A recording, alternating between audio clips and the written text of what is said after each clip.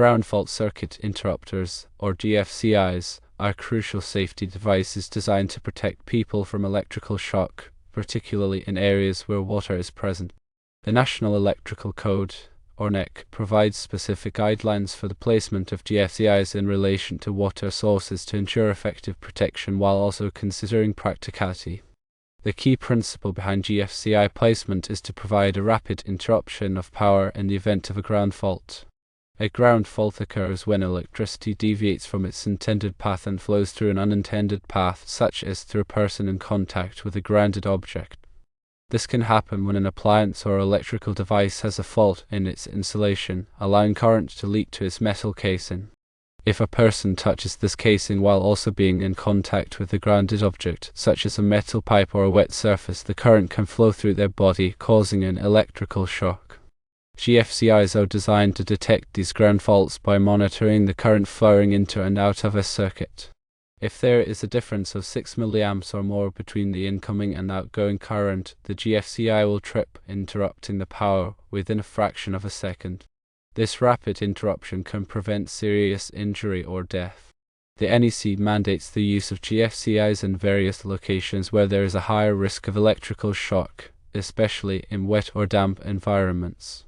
These locations commonly include bathrooms, kitchens, laundry rooms, garages, outdoor areas, and unfinished basements.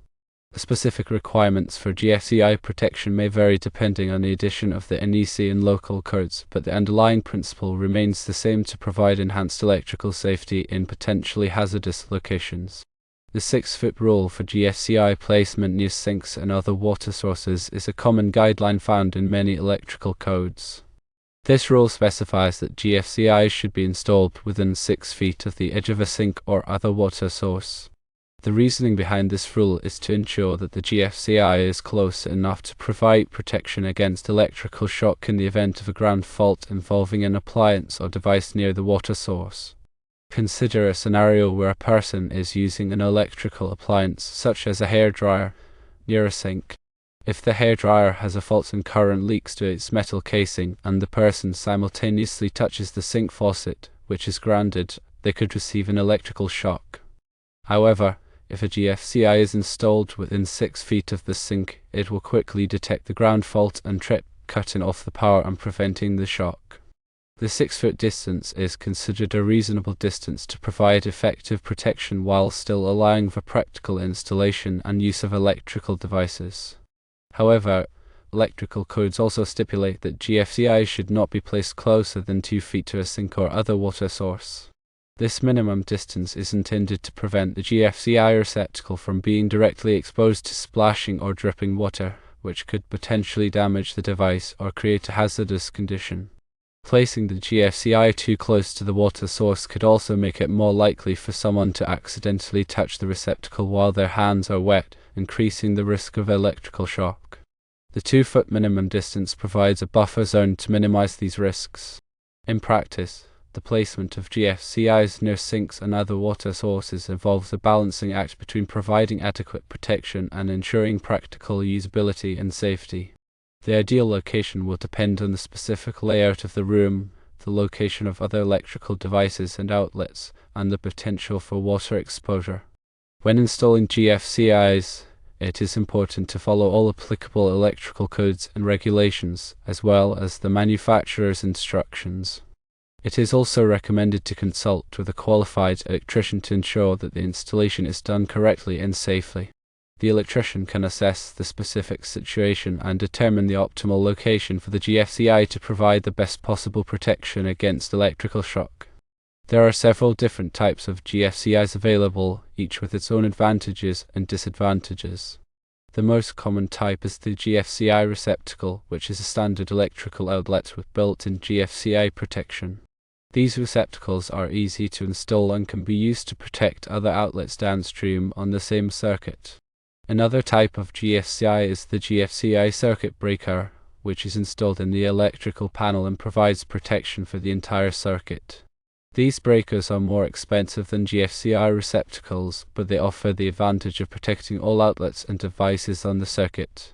There are also portable GFCIs, which can be plugged into a standard outlet to provide temporary GFCI protection. These are useful for outdoor work or in situations where permanent GFCI protection is not available. When choosing a GFCI, it is important to select one that is listed by a recognized testing laboratory, such as Underwriters Laboratories or all. This ensures that the device has been tested and meets safety standards. It is also important to choose a GFCI that is appropriate for the specific application and environment. For example, GFCIs that are used outdoors should be rated for outdoor use and be protected from moisture. Regular testing of GFCIs is essential to ensure that they are functioning properly. GFCIs should be tested at least once a month by pressing the test button on the device. This will trip the GFCI and interrupt the power to the circuit. If the GFCI does not trip when the test button is pressed, it should be replaced immediately. In addition to the 6-foot rule for GFCI placement near sinks and other water sources, there are other requirements for GFCI protection in specific locations. For example, the NEC requires GFCI protection for all 125 volt, 15 amp and 20 amp receptacles in bathrooms, garages, and outdoor areas. This requirement applies to all receptacles, regardless of whether they are located near a water source. The NEC also requires GFCI protection for certain appliances, such as dishwashers and washing machines. These appliances are often located near water sources and are therefore considered to be a higher risk of electrical shock. In addition to the NEC requirements, local codes and regulations may have additional requirements for GFCI protection. It is important to check with the local authorities to ensure that all applicable codes are being followed.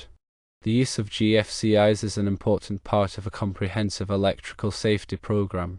GFCIs can help to prevent electrical shocks and save lives. By following the NEC guidelines and local codes, and by regularly testing GFCIs, it is possible to create a safer electrical environment. Remember, GFCIs are designed to protect people from electrical shock, but they are not a substitute for safe electrical practices. Always use caution when working with electricity, and never touch electrical devices with wet hands. Always inspect electrical cords and appliances for damage before use, and never overload electrical circuits. By following these simple precautions, it is possible to reduce the risk of electrical shock and create a safer home or workplace. So, to recap the information about GFCI placement, firstly, GFCIs are essential safety devices that protect against electrical shock, especially near water. Secondly, the NEC mandates GFCI use in areas like bathrooms, kitchens, and outdoors. Thirdly, GFCIs should be within 6 feet of water sources, but not closer than 2 feet. Fourthly, regular testing is crucial to ensure GFCIs function correctly. Fifthly, always follow electrical codes and consult a qualified electrician for installation.